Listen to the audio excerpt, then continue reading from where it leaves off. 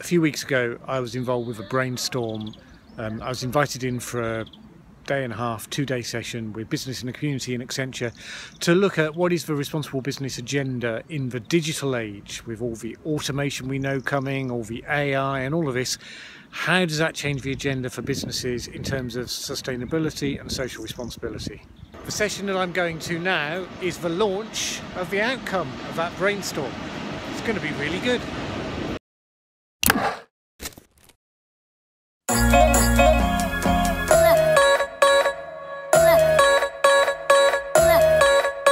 So I forgot to get the tickets in advance for this trip. So as you saw, I got them from the machine in the station.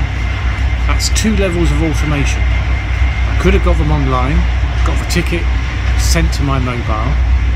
I didn't do that, so I went up to the machine, got my ticket just before getting on the train.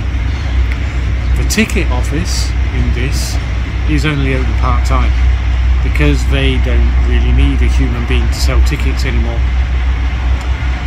And that's part of the point, because of this whole agenda that I talked about in one of the previous videos about just how much automation and AI is going to change the face of the workplace as we know it.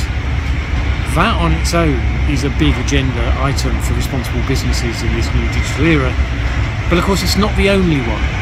So business and community and Accenture wanted to look at what are all the different implications, what are the changes coming, what are the challenges that we're going to see society struggling with in terms of how it changes the shape of business, and if you are a responsible business, what should you do about it?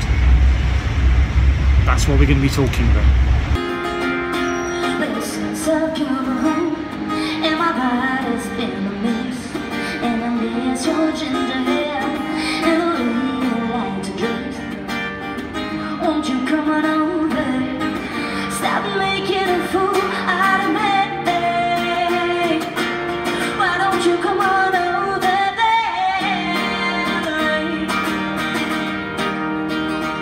The event's being held in one of these iconic new skyscrapers that have been jumping up around London.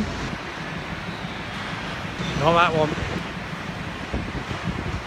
That one. But today I want to look at the positive aspects as we go through the next 2 hours, about how the future of digital can and should be human, and how business, yourselves included, can act now to ensure that this digital revolution truly works for everyone. Anthony challenged us back in November to make some clear choices about a utopian future or a dystopian future. We shouldn't make efficiencies at the cost of human potential and human well-being. We should not eulogise the gig economy if that gig economy leaves people vulnerable and at risk. Let's just interrupt that for a moment. Just have a look at the content of what we're actually launching. So there's 4 areas. So the first one, protect and support customers. I think you only have to look at the most recent case with Uber being held up as inserting things onto people's phones that enable them to track them even after they've deleted the app, to understand what it looks like when that goes wrong. Interestingly, Apple pulled Uber up a couple of years ago to tell them that wasn't acceptable on their phones. And yet 2 years later they were still doing it on the Android phone. So there's a real mindset change about how you support consumers in the digital age, how you genuinely protect their data and don't abuse it. And Fujitsu and the DHL supply chain are revolutionising emergency services, using wearables and the Internet of Things technology to track the location and conditions of individuals and their protective equipment, ultimately to give a more accurate and timely response in critical or life-threatening situations. Embracing the changing nature of work is a bigger ticket item than you might think at first glance. The companies will talk about how they need to train people for the high-value digital jobs of the future, but actually there's going to be huge disruption, huge change with the scale of automation. Already talked about that in a previous video, see the link above. I have 3 daughters, 6, 8 and 10 years old, and recently someone told me that my 6-year-old Flora will probably never learn to drive because of the emergence of autonomous driving, the combination of sensors, of big data, of analytics, and the Internet of Things. Klaus Schwab has called this the fourth industrial revolution, and Accenture has done work to estimate the scale of this opportunity for global economy. We estimate that that's probably about $100 trillion of value for business and society by 2025. We'll see artificial intelligence increase labour productivity by 25% by 2025. We'll see 20 million people come into access to e-health services. And we'll see the industrial internet increase GDP by as much as £240 million by 2030. So the opportunity of this digital transformation is immense. But at the same time, there are very substantial challenges. The innovative products and services piece, for all the fascination we have about these new business models, the gig economy and all of these sorts of things, the best of them are about solving problems in a more sustainable way, or at least they could be, and they should be.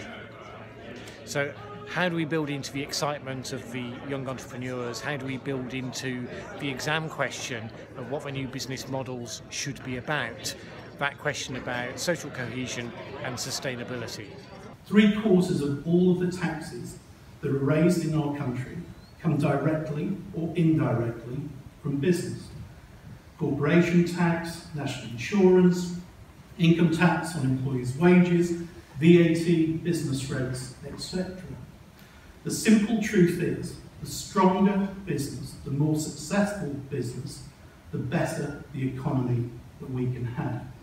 The success of our economy and the success of business are inextricably linked. However, I do think that we need to listen to those concerns about the way that business operates.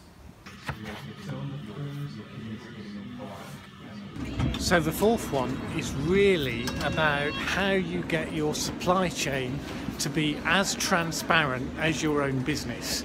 And we expect you to be environmentally sustainable, we expect you to be socially responsible. The thing is now that from the days when Nike had 40,000 suppliers, thought that it wasn't its own business and then suddenly found out that it was, now it's all part of your business and you have to be responsible for it. I was very fortunate to spend 30 years of my career working in the John Lewis Partnership. The supreme purpose of the John Lewis Partnership is the happiness of its people. Not the happiness of its customers or the happiness of its shareholders, but the happiness of its people.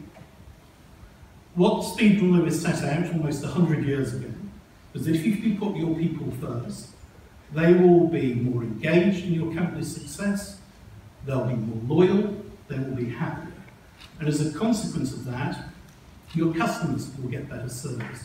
As a consequence of which, your customers will be more loyal, as a consequence of which, your company will be more profitable and sustainable over the long term.